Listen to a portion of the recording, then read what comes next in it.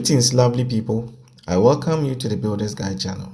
We'll discuss in today's episode the topic, how must the working class take advantage of mortgage facilities by mortgage lenders? By this topic, we are going to discuss how workers who are entitled to mortgage perks must take advantage, especially if they do not have too many commitments such as family, education, health, and so forth. We will also look at how the average private person can take advantage of mortgage facilities to meet his or her housing needs, especially if they have the means to pay. And then we will talk about the advantages of using mortgages as an investment vehicle. Finally, we will discuss how the government may help investors in the sector to make housing affordable for the general masses. Please let's note that this information may not be applicable to everyone. Kindly turn on the notification bell and subscribe to our channel so that you never miss any of our videos. Let's get started. Once you graduate from school and start working, family and friends will often advise you to save money and build. They tell you to buy land no matter how far away it is. Those locations would all develop with time. Once more, they will encourage you to keep some cash each month, spend it to purchase sand and cement, and hire masons to make blocks. Before you know it, you will have enough cement blocks to begin building your structure. I suppose that is good advice if you are not qualified for a home loan. To avoid the stress of building in a developing location, I would prefer that you contact a bank to help you purchase a property if you verify and are qualified.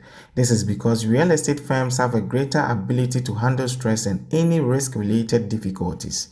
These risk factors include managing all legal matters, dealing with litigation issues both before and after the structure is built, and having the capacity to designate structures more effectively. Getting a mortgage from a bank is more convenient since the bank will cover almost the total cost of the building upfront, allowing you to inhabit it while you repay the debt over time. With the help of banks that offer mortgages, anyone between the ages of 21 and 55 who is gainfully employed or self-employed may now easily buy their first property. If you take, let's say, 15 years to pay off this first facility, you may then take out a mortgage on another property before you retire. Do your due diligence and familiarize yourself with the fine print provided by the many institutions offering mortgage loans though. Try comparing rates, getting appropriate advice, looking over the risk considerations, and apply as soon as you are convinced. While building on your own is definitely feasible, it may also be frustrating. However, if you can have the luxury of navigating the procedure with ease, why put yourself through stress? But in the event that the person is ineligible for whatever reason, perhaps due to a lack of steady income or not within the acceptable age bracket, they can save and develop these facilities piecemeal. Now, let's look at what is a bank mortgage. It simply means purchasing a property or borrowing money against the value of an existing home. Now, let's look at the types of mortgage in Ghana. We have number one, the home purchase. That is, a property can be purchased outright by people or businesses for either personal or rental use. We also have the equity release. This mortgage lets you release equity from your current home and increase your liquidity so you may make improvement or build a new one. Now, the home improvement. If you wish to renovate or remodel your house, you must choose this financing option. And the home completion. This financing option is better suitable if you want assistance to finish your current construction. The requirement. The basic requirement includes completion of forms with your bank, confirmation of your income and employment from your employer, offer letter from the real estate developer, down payment of at least 20% of the total cost of the property besides other supplementary information which will be demanded by the lender. Depending on the bank, self-employed applicants will be made to furnish their lender with last 3 years audited account or at least 3 years copies of the applicant's income tax returns and 6-month bank statement and so on. Now let's look at staff benefits. It is interesting that certain employee groups whose company provides mortgage perks gradually express interest in them. Some people give considerable thought about these facilities and apply, while others don't seem interested. These loans, which are staff loans, have interest rates that are lower than the market rates. While some institutions guarantee or pay part of the interest for their employees, Some of them choose to develop independently.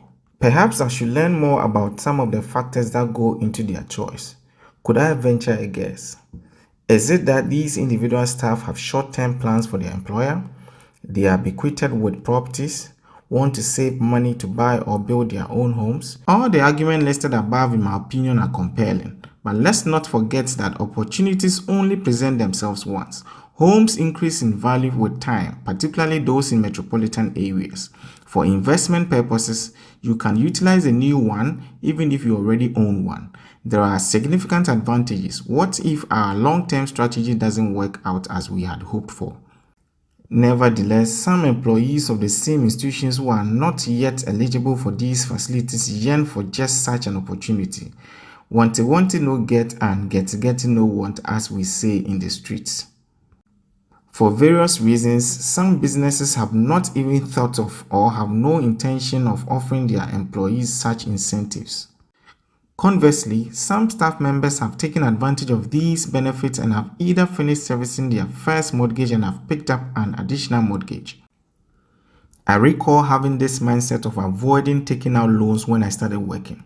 My goal was to raise and save money on my own.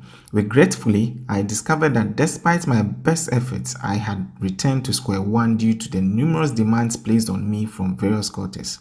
Saving, although good, is difficult because of the inflationary pressures and exchange rate volatility that has plagued our nation for years. So I rather got loans to purchase some important pressing needs and took my time to take care of other family obligations.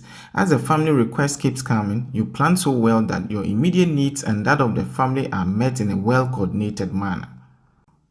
Some self-employed and other employees who meet the requirement for mortgage loans but whose companies do not offer these perks have benefited from these facilities and are now comfortably residing in their own houses. Some of these mortgage houses are beautifully planned and situated in gated communities with many amenities to provide comfort for you and your loved ones. Although these categories of employees pay relatively high interest rates, they keep pressing on.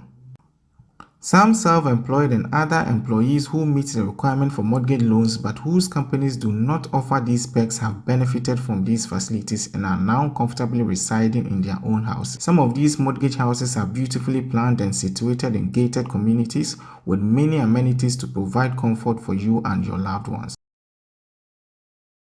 Besides, some financial institutions have launched a housing mortgage program that lets workers use their Tier 2, Tier 3 or personal pension plans to obtain 100% affordable home loans for building, buying or finishing their dream homes.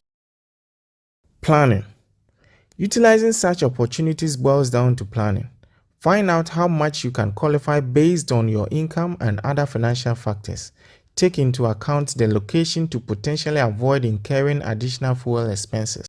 Furthermore, banks provide loans at varying interest rates. To minimize costs, carefully go over all the fine details including pre-disbursement fees, monthly payment, tenor, insurance, and so on. The interest rate plays a crucial role in increasing the size of your mortgage loan.